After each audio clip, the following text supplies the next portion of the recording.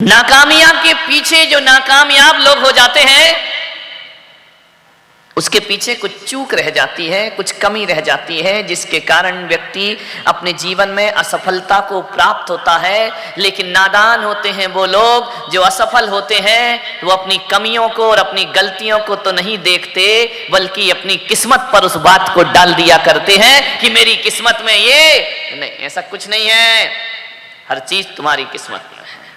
क्या नहीं पा सकते? तुलसीदास ने कहा है, शकल पदार्थ या जगमाही कर्म हीन नर पावत नाही।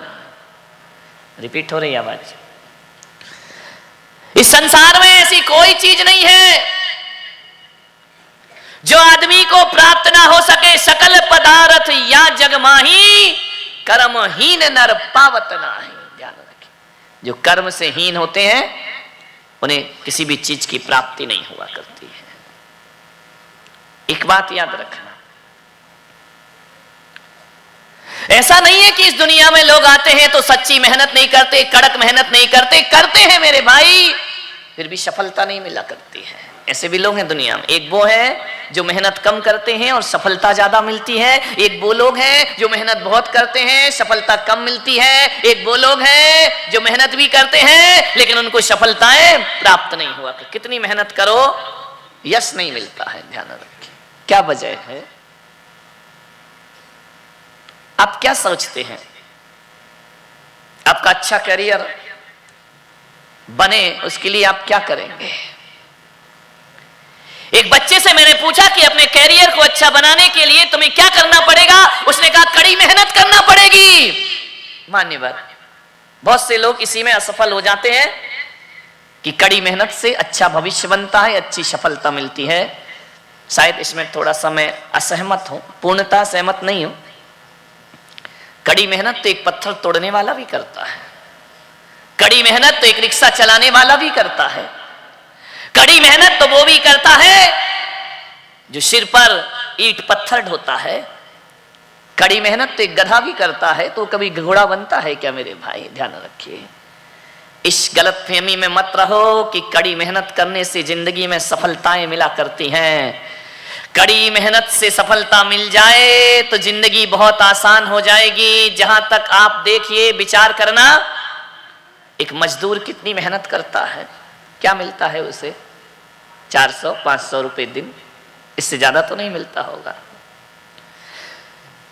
एक कारीगर, एक मजदूर, एक मकान बनाने वाला रात दिन मेहनत करके मकान बनाता है, उसे उतना पैसा नहीं मिलता है। एक आदमी कागज पे मकान बनाता है, उसको ज्यादा पैसा मिलता है। ध्यान रखिए, वो इतनी मेहनत नहीं करता जितनी वो कर रहा है। कागज पे पेंसिल से यदि आपने मकान बना दिया, नक्शा बना दिया और आर्किटेक्ट ने बना के आपको दे दिया, वो कितने कमाएगा? शायद मुझे मालूम है 10% तो लेते ही होगा। एक डिजाइन करने का, निर्माण का मजदूर को कितना % मिलता है? ध्यान रख, मेहनत मजदूर ज्यादा करता है, पैसा कागज में जो बनाता है उसे ज्यादा मिलता है।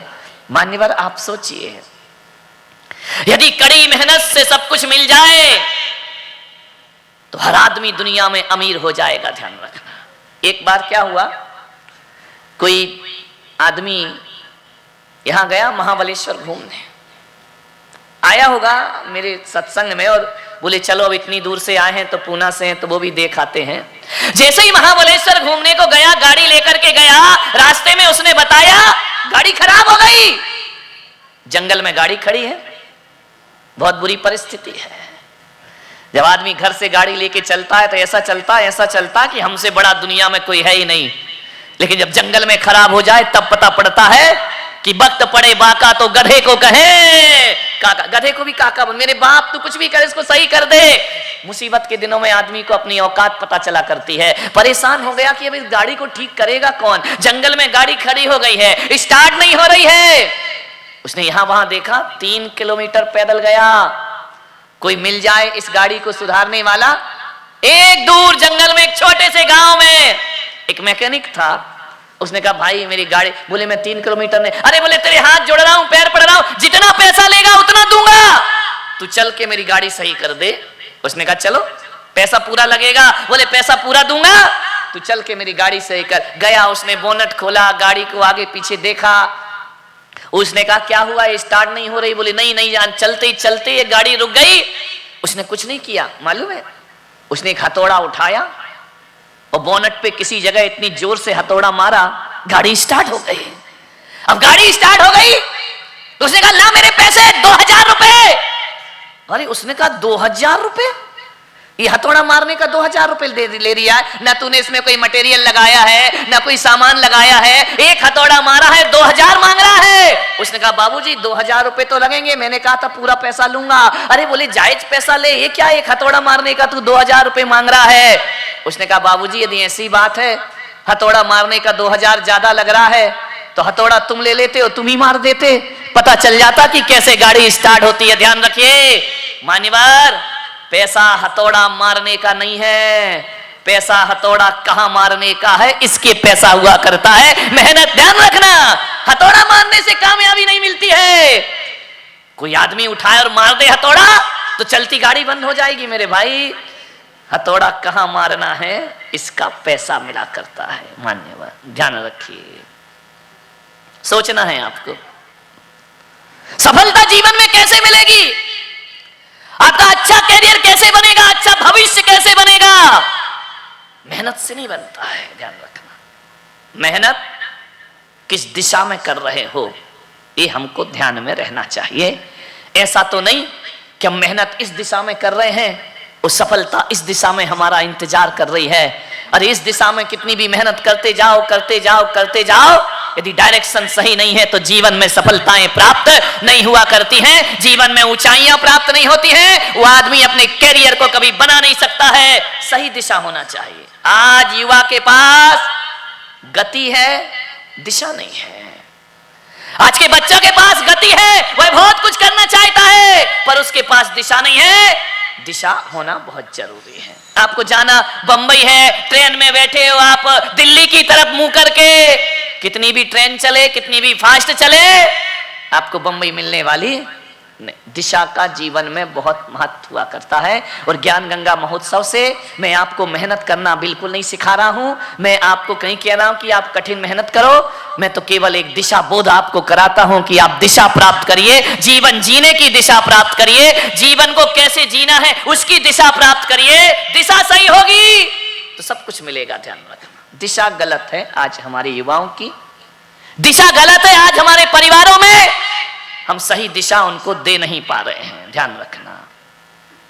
आप बताइए, स्कूल में जो बच्चा फेल होता है तो मेहनत करता है या नहीं करता है? ऐसा तो नहीं है कि पास होने वाले ने मेहनत की है।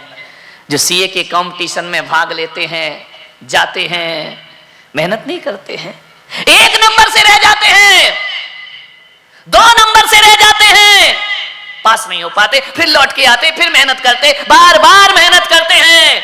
मान्यवर, मैं सोचता हूं कि असफल आदमी मेहनत नहीं करता, ऐसा नहीं है। अरे जितना पास होने वाला मेहनत करता है उतनी ही फेल होने वाले भी जीवन में मेहनत किया करता है। अकेली मेहनत से कुछ नहीं होता जीवन में। ध्यान रखना, थोड़ा सा हमें अपने बच्चों को दिशा बोध देना पड़ेगा। एक बच्चा मेरे पास आया, बोले महाराज मैं सीए के कई बार एग्जाम दे चुका हूं, फेल हो जाता हूं। आपको सोचना, विचार करना है, मैं करूं क्या? मैं 5 बार एग्जाम दे चुका हूं, सफल नहीं हो पा रहा हूं मैं। और कई लोग ऐसे हैं जो 1 बार में ही हो जाते हैं क्लियर, 5 बार हो गए, मैं क्या करूं? माने बस सोचिए, आपको सोचना है कि आप किस दिशा में काम कर रहे हैं, किस दिशा में आप चल रहे हैं। एक बच्चे को अपना करियर बनाना है, मैंने उससे पूछा तू कैसे बनाएगा, तुम कैसे सोचते हो कि हमें भविष्य में क्या बनना है? बोले महाराज बचपन से माँ बाप हमारे दिमाग में डाल देते हैं कि तुझे डॉक्टर बनना है, तुझे इंजीनियर बनना है, तुझे आईटी में जाना है, तुझे सीए करना है, तुझे एमबीए करना है। बचपन से ये डाल दिया जाता है, तो हमारे मन में भी धीरे धीरे हो जाता कि हम भी एमबीए करेंगे, हम भी आईटी में जाएंगे, हम भी पढ़ाई करेंगे। ये माँ बाप ने डाल दिया। थोड़ा बहुत क्या होता है, वो दोस्तों के साथ रह करके आ जाता है, वो बन रहा है तो मैं क्यों नहीं बन सकता, मैं भी बनूंगा। वो आईटी में गया तो मैं क्यों नहीं जा सकता, मैं भी जाऊंगा। मान्यवर, ये गलत बात, ध्यान रखिए। अपनी जिंदगी, अपना भविष्य बनाना है, दूसरों के द्वारा अपना भविष्य नहीं बना करता है। आपसे एक बार निवेदन कर रहा हूं कि आपको यदि कुछ बनना है जीवन में तो सबसे पहले आपको अपने भीतर की रुचि देखना पड़ेगी, अपनी पावर देखना पड़ेगी, अपनी शक्ति देखना पड़ेगी। किसी ने कह दिया सीए बन जाओ तो हम बनने को चले गए, किसी ने कह दिया डॉक्टर बन जाओ, हम बनने के लिए तैयार हो गए। होता क्या है मालूम है? जब पूछा जाता है क्यों क्या कर रहा है, बोले मैं आईटी में जाने की तैयारी कर रहा हूं। अरे तैयारी कर लेगा तू इतनी मेहनत? अरे क्यों नहीं कर लूंगा, कर लूंगा। कहता तो इतनी आसानी से है, लेकिन जब वापिस लौटता है हारता है। पूछो क्या हुआ, तू तो कह रहा था मैं सब कुछ कर लूंगा। अरे वो कर तो मैं सब लेता, थोड़ा लक ने साथ नहीं दिया, किस्मत ने साथ नहीं दी। मान्यवर यहां किस्मत क्या करेगी उसकी जिंदगी में? मान्यवर सोचना है आपको। आपसे भी मेरा निवेदन है, केवल बच्चे ही इसे अपनी जिंदगी की तरफ ना मोड़े, अपने आप को भी अपना भविष्य बना। आपका भी तो भविष्य है, आप भी अपनी जिंदगी में सफलताओं को प्राप्त कर सकते हैं। विचार करिए आप, लाखों लोग कंपटीशन में बैठते हैं, सिलेक्ट कितने होते हैं?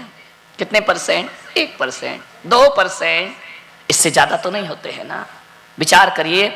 लेकिन जो जो लाखों लोग उस कंपटीशन में शामिल होते हैं, स्कूल से पढ़ के आते हैं कि हम पढ़ाई करेंगे, आगे बढ़ेंगे, कंपटीशन में लाखों लोग आते हैं। लाखों में होना तो 1-2% लोगों का, ये सबका सिलेक्शन होने वाला नहीं है। लेकिन हर बच्चा ये सोचता है कि मेरा तो जरूर होगा और मैं हो जाऊंगा। लेकिन जब वो आकर के बैठता है, जब एग्जाम देता है, रिजल्ट आता है, असफलताएं उसके जीवन में हाथ लगा करती हैं। ये देखकर, लोगों से समझ के आपने यदि जीवन का लक्ष्य बना लिया, आप जीवन में फेल हो जाएंगे। ध्यान रखिए मान्यवर। किसी बच्चे से ये पूछना, यदि तुम्हारा बेटा कहे कि मैं आईटी में जाऊंगा, मैं सीए करूंगा, मैं बड़ी से बड़ी आईएएस आईपीएस रैंक की परीक्षाएं दूंगा, पहले उस बच्चे से पूछना क्या तू 10-10 घंटे 12-12 घंटे पढ़ने को तैयार है? देखो, शुरू का जज्बात होना अलग चीज है और उसे क्रियान्वित करना अलग चीज है। चलो मान लो वो पढ़ भी लेगा, तो भी जरूरी नहीं है कि उसको सफलताएं प्राप्त हो जाएं उसके जीवन में।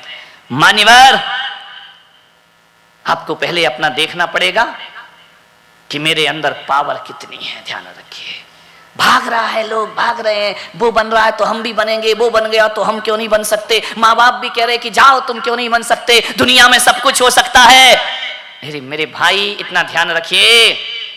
कुछ बच्चे ऐसे होते हैं जिन्हें 1 घंटे में याद हो जाता है कुछ चैप्टर स्कूल का।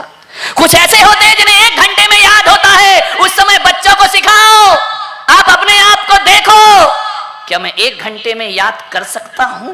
क्या आपको 2 घंटे लगते हैं, 5 घंटे लगते हैं, 10 घंटे लगते हैं, 6 घंटे लगते हैं? कितना लगता है?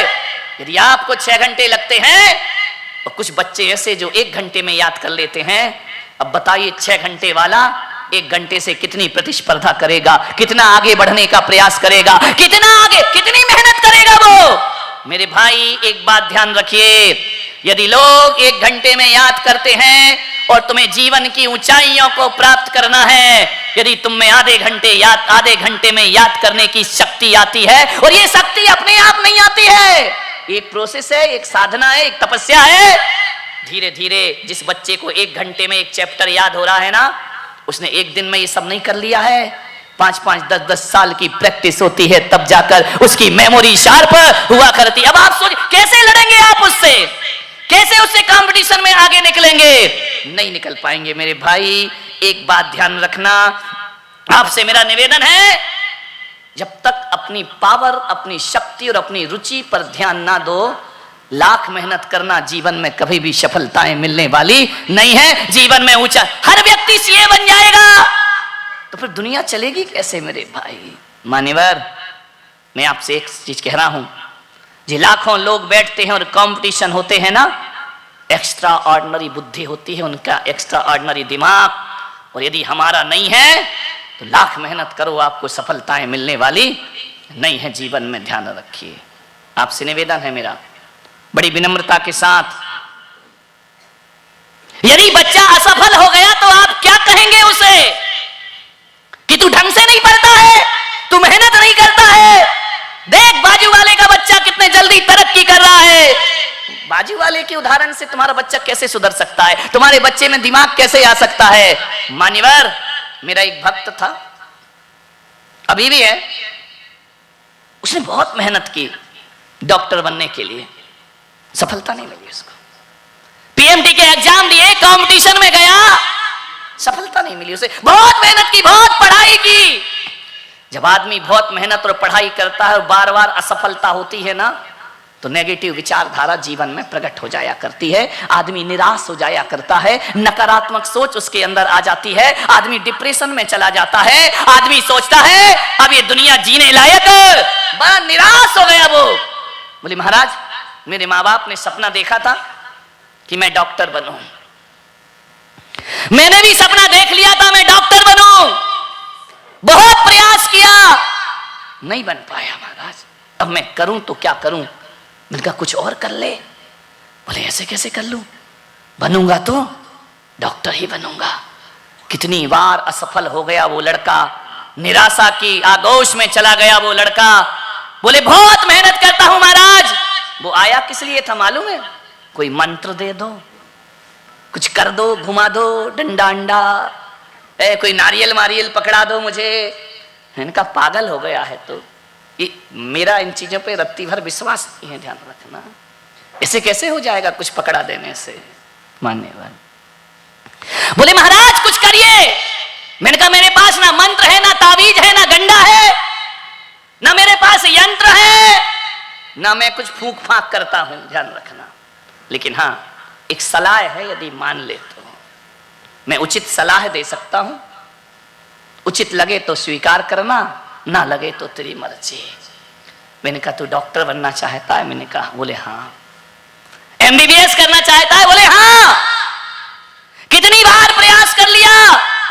बोले 4-5 बार, सफलता नहीं मिल रही है।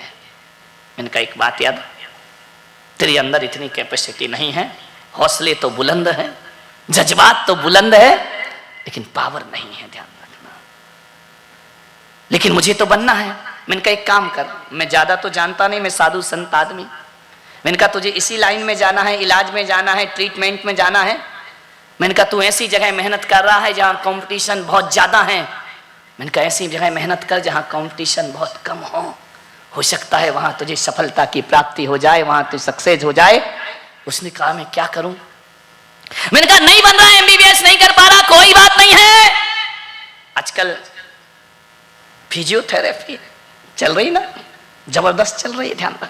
कोई बहुत बड़ा कंपटीशन भी नहीं है उसमें, कोई ज्यादा बुद्धिमत्ता की बात भी नहीं है उसमें। मैंने कहा वो करने लग। बोले महाराज मैं कैसे करूंगा, मेरा इज्जत। अरे मैंने कहा इज्जत क्या होती है? कोई भी चीज, कोई भी क्षेत्र, मान्यवर ध्यान रखिए, इज्जत डिग्रियों से नहीं होती है, इज्जत टैलेंट से मिला करती है। आदमी को योग्यता से इज्जत मिला करती है, सम्मान मिला करता है आदमी को, डिग्रियों से थोड़ी इज्जत मिलती है।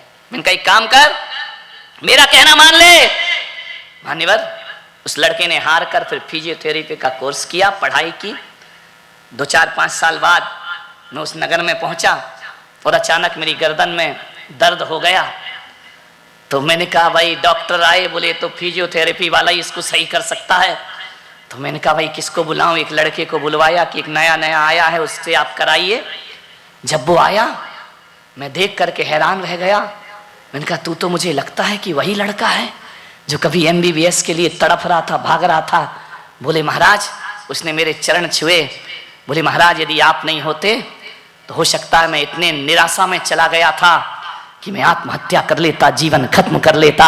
आपने मुझे दिशा दी, आपने मुझे बोध दिया। मैंने कहा क्या करता बेटा? बोले महाराज जितनी मेहनत वहां करता था उससे कम मेहनत में मैं आज फिजियोथेरेपिस्ट बन गया।